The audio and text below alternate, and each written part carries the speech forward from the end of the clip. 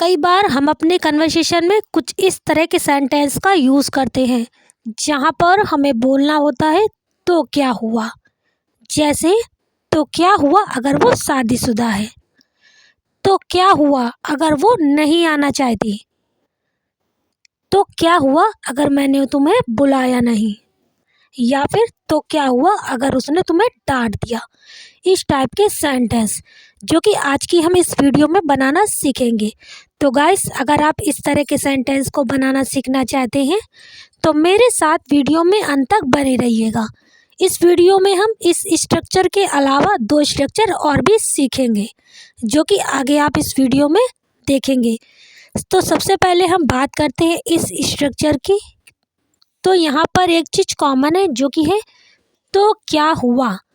तो सबसे पहले हमें जानना होगा किसके लिए हम इंग्लिश में आखिर यूज़ क्या करते हैं और इस तरह के सेंटेंस को बनाने का रूल क्या है। क्योंकि जब तक हमें इस तरह के सेंटेंस को बनाने का रूल नहीं पता होगा तो हम सेंटेंस को नहीं बना पाएंगे। तो चलिए सबसे पहले हम जान लेते हैं कि जो यहाँ पर कॉमन है उसके लिए हम क्या यूज़ करते हैं। तो इसके लिए हम इंग्लिश में यूज़ करते हैं सो वॉट। So what. तो चलिए देख लेते हैं कि कैसे हम इसका यूज़ करके अपने सेंटेंस को बनाएंगे और इस तरह के सेंटेंस को बनाने का स्ट्रक्चर क्या है। तो जब भी हम इस तरह के सेंटेंस को बनाएंगे तो सबसे पहले अब लिखेंगे सो वॉट, उसके बाद इफ़ के बाद में अपने कंप्लीट सेंटेंस को लिख देंगे जो कि हमारा किसी भी टेंस में हो सकता है। ये डिपेंड करता है कि हमें बोलना क्या है। जिस भी टेंस में हमारा सेंटेंस होगा उसी के अकॉर्डिंग हम उसे बना देंगे। आई होप आप लोगों को स्ट्रक्चर अच्छे से समझ आया होगा। तो चलिए, और अच्छे से समझने के लिए हम कुछ एग्जाम्पल देख लेते हैं ताकि कोई भी कन्फ्यूजन ना रहे और बिल्कुल अच्छे से समझ में आ जाए। तो चलिए देखते हैं कुछ एग्जाम्पल्स। जैसे तो क्या हुआ अगर वो शादीशुदा है। सो what if he is married. So what if he is married. It means तो क्या हुआ अगर वो शादीशुदा है। तो क्या हुआ अगर उसने तुम्हें डांट दिया। सो what if he scolded you. So what if he scolded you. It means तो क्या हुआ अगर उसने तुम्हें डांट दिया। तो क्या हुआ अगर मैंने तुम्हें बुलाया नहीं। सो what if I didn't call you. So what if I didn't call you. It means तो क्या हुआ अगर मैंने तुम्हें बुलाया नहीं।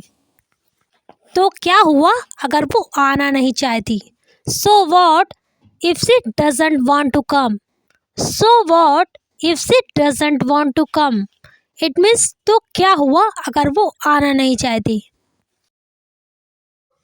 तुम मेरी बात घुमा रहे हो।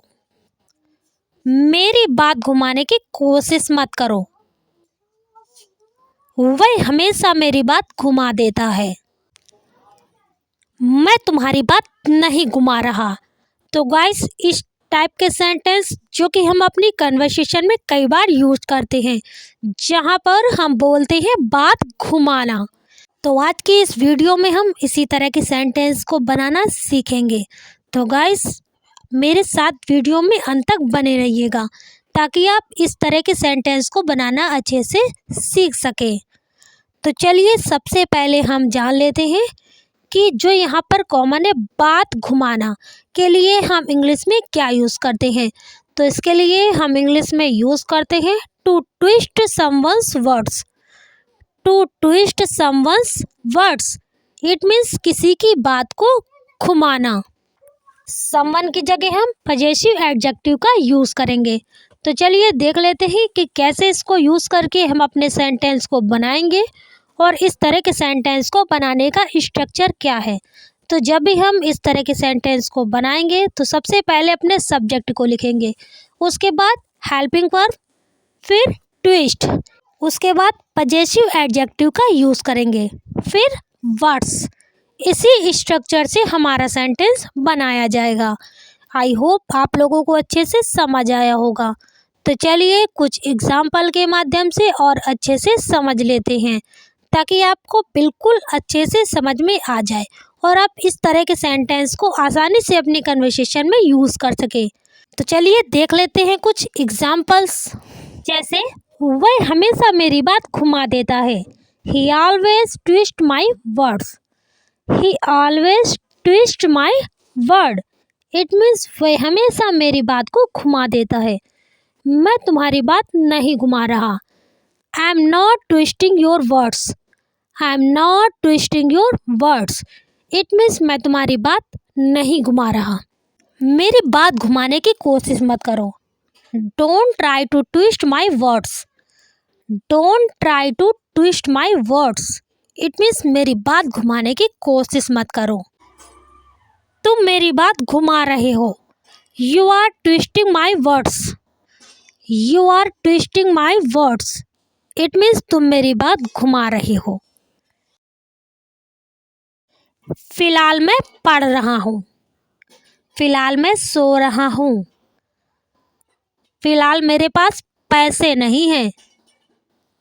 फिलहाल मैं चाय बना रहा हूँ। इस टाइप के सेंटेंस जहाँ पर हमें बोलना होता है फिलहाल। तो इस तरह के सेंटेंस को बनाने के लिए सबसे पहले हमें जानना होगा कि फ़िलहाल के लिए हम इंग्लिश में यूज़ क्या करते हैं और इस तरह के सेंटेंस को बनाने का स्ट्रक्चर क्या है, क्योंकि जब तक हमें स्ट्रक्चर नहीं पता होगा तो हम अपने सेंटेंस को नहीं बना सकते, क्योंकि किसी भी सेंटेंस को बनाने के लिए उसका स्ट्रक्चर बहुत ही ज़्यादा इम्पॉर्टेंट होता है। तो चलिए सबसे पहले हम जान लेते हैं कि फ़िलहाल के लिए हम क्या यूज़ करेंगे। तो इसके लिए हम इंग्लिश में यूज़ करेंगे as for now. As for now it means फ़िलहाल। तो चलिए देखते हैं कि कैसे हम इसका यूज़ करके अपने सेंटेंस को बनाएंगे और इस तरह के सेंटेंस को बनाने का स्ट्रक्चर क्या है, ताकि हम अपने सेंटेंस को आसानी से बना लें। तो जब भी हम इस तरह के सेंटेंस को बनाएंगे तो सबसे पहले लिखेंगे एज़ फॉर नाउ, उसके बाद कॉमा लगा देंगे, फिर अपने कंप्लीट सेंटेंस को लिख देंगे जो कि हमारा किसी भी टेंस में हो सकता है। जिस भी टेंस में हमारा सेंटेंस होगा उसी के अकॉर्डिंग हम उसे बना देंगे। आई होप आप लोगों को स्ट्रक्चर अच्छे से समझ आया होगा। तो चलिए कुछ एग्जाम्पल के माध्यम से और अच्छे से समझ लेते हैं, ताकि बिल्कुल अच्छे से समझ में आ जाए और आप इस तरह के सेंटेंस का यूज़ आसानी से अपनी कन्वर्सेशन में कर सकें। बहुत ही सिंपल स्ट्रक्चर है, एक दो बार प्रैक्टिस करने के बाद आप बिल्कुल अच्छे से सीख जाओगे। तो चलिए गाइस देखते हैं कुछ एग्जांपल्स। जैसे फ़िलहाल मैं पढ़ रहा हूँ। As for now I am reading. As for now I am reading it means फ़िलहाल मैं पढ़ रहा हूँ। फ़िलहाल मैं चाय बना रहा हूँ। As for now I am making tea. As for now I am making tea it means फ़िलहाल मैं चाय बना रहा हूँ। फ़िलहाल मेरे पास पैसे नहीं हैं। As for now I don't have money. As for now I don't have money it means फ़िलहाल मेरे पास पैसे नहीं हैं। फ़िलहाल मैं सो रहा हूँ। As for now I am sleeping. As for now I am sleeping it means फ़िलहाल मैं सो रहा हूँ। आई होप आप लोगों को ये वीडियो पसंद आया होगा। Thanks for watching. अगर आपको ये वीडियो थोड़ा भी यूज़फुल लगा हो तो प्लीज़ लाइक और कमेंट ज़रूर करिएगा।